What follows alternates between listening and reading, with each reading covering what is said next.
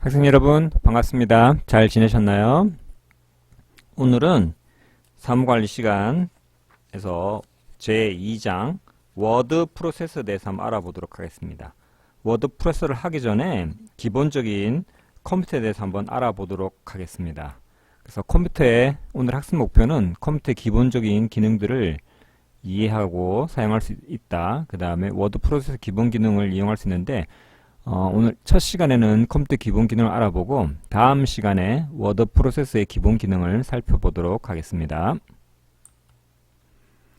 자, 워드 프로세스 기본 기능에 대한 안내가 나와 있습니다. 잠깐 생각해보는 시간인데요. 자, 컴퓨터 활용 능력은 사무관리 능력이 기본이라고 되어 있습니다.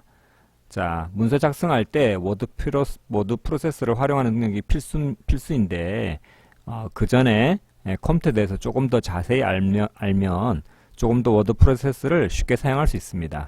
그래서 그런 기본적인 사항들을 먼저 살펴보고 그 다음에 문서 작성을 한번 해보도록 하겠습니다. 자, 컴퓨터의 기본 기능입니다. 일단 컴퓨터는 수식이나 논리적 언어로 표현된 계산을 수행하거나 작업을 통제하는 기기, 하드웨어와 소프트웨어 구성되어 있다. 여러분 컴퓨터 어떤 건지 잘 알죠? 원래 컴퓨터는 이런 목적으로 개발된 것이 아니었고요. 원래는 2차 대전 중에 미사일의 그런 거리를 계산하기 위해서 탄도 계산을 위해서 만들어졌던 것이 바로 컴퓨터입니다. 그것이 발전해서 오늘과 같은 형태로 바뀌었고요. 그래서 컴퓨터는 크게 하드웨어와 소프트웨어로 나눠져 있습니다. 하드웨어는 우리 눈에 보이는 CPU 같은 중앙처리장치, 본체, 그 다음에 메인보드, 램, 키보드, 마우스 같은 그래픽카드 이런 것들이 바로 하드웨어가 되겠고요. 소프트웨어는 우리들의 정신과 같습니다. 종류로는 시스템 소프트웨어, 응용 소프트웨어가 있습니다. 여러분들 육체만 있고 정신이 없으면 어떻게 되죠? 네, 시체입니다. 그렇죠? 근데 정신만 있어요. 그리고 육체가 없습니다. 그건 뭘까요? 네, 흔히 우리가 알고 있는 귀신이라고 볼 수 있습니다. 그래서 컴퓨터는 항상 이 하드웨어와 소프트웨어가 두 가지가 동시에 있어야 작동이 됩니다. 그렇게 해서 이 하드웨어를 중요한 사항 중에 하나지만 반드시 그에 맞는 소프트웨어도 적절하게 구성되어 있어야 됩니다. 그게 안 되면 둘 다 제대로 작동하지 않기 때문에 하드웨어와 소프트웨어를 알면 알수록 여러분들이 컴퓨터에 대한 지식도 쌓이게 될 것이고요. 훨씬 더 컴퓨터를 잘 쓸 수 있을 뿐더러 문서 작성도 잘 할 수 있습니다.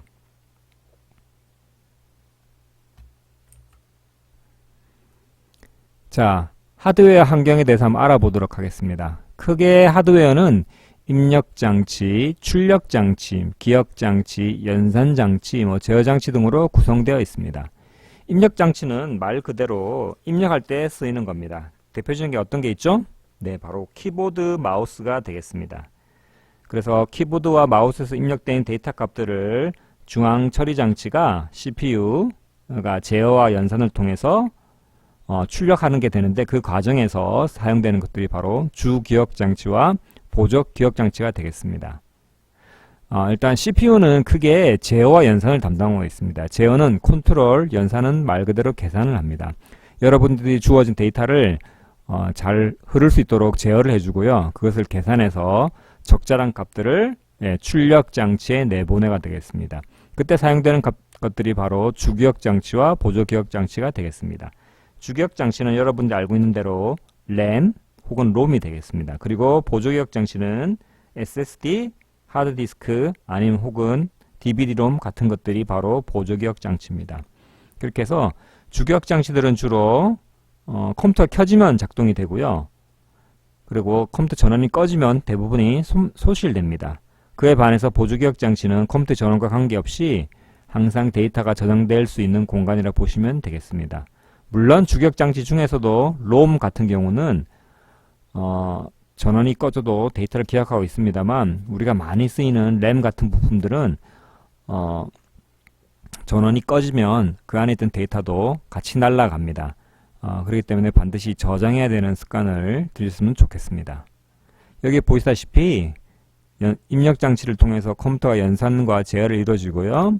그걸 통해서 출력이 되고 그 가운데 기억 장치들이 그런 자기들의 기억을 했다가 여러 가지 역할들을 하게 되겠습니다. 온라인 수업이 아니라면 좀 더 이런 부분에 자세히 알아볼 텐데 많은 아쉬움이 있습니다.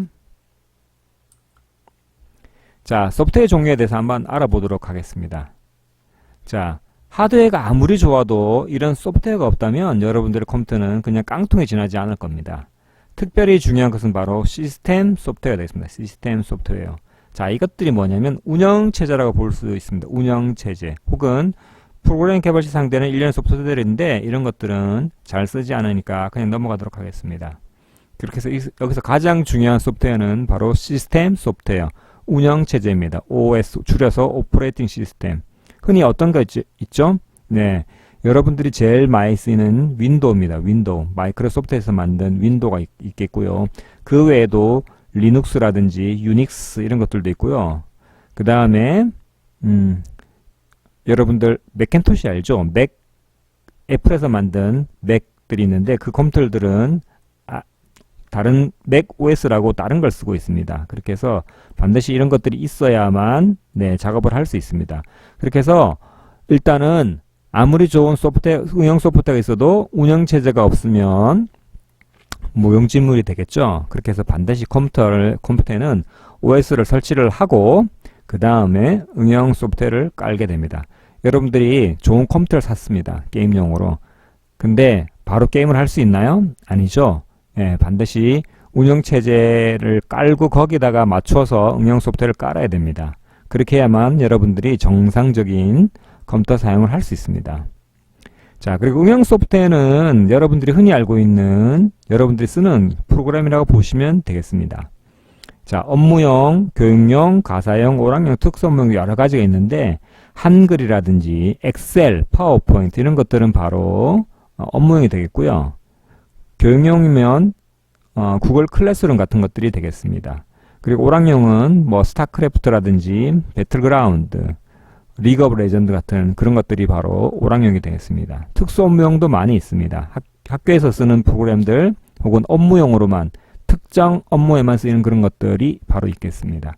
뭐 그 외에도 여러 가지 소프트웨어들이 굉장히 많이 있는데 일단 저희는 오늘은 워드 프로세서에 대해서만 알아보도록 하겠습니다. 그렇게 해서 컴퓨터를 하려면 하드웨어랑 그 다음에 시스템 소프트웨어, 운영 소프트웨어 등 굉장히 여러 가지를 알아야 됩니다. 이 세 가지를 골고루 알아야 되는데 학생들이 보면 이 오락용에 대해서는 굉장히 잘 아는데 나머지에 대해서는 조금 모르는 경향이 있어서 안타깝습니다. 이 수업을 통해서 여러분들이 이 세 가지에 대해서 정확하고 자세하게 알았으면 좋겠습니다. 자, 소프트웨어 특징에 대해서 알아보겠습니다. 특별히 4차 산업과 관련돼 있어서 4차 산업과 관련돼 있어서 요즘에는 소프트웨어가 굉장히 중요한 역할을 하고 있습니다. 왜 그럴까요? 네. 소프트웨어는 인간의 창의력과 지적 능력이 집약되어 있다고 나와 있는데 잘 만든 소프트웨어 하나는 엄청난 부가가치가 있습니다. 여러분들 혹시 안드로이드 마켓이나 애플 마켓에 가면은 소프트웨어들이 굉장히 많이 있죠. 예, 잘 만든 소프트웨어는 굉장히 많이 팔리게 됩니다. 그래서 개발자들이 굉장한 수익이 될 수 있고요. 네, 또 많은 큰 회사들도 차릴 수 있습니다. 대표적인 회사가 마이크로소프트가 되겠죠.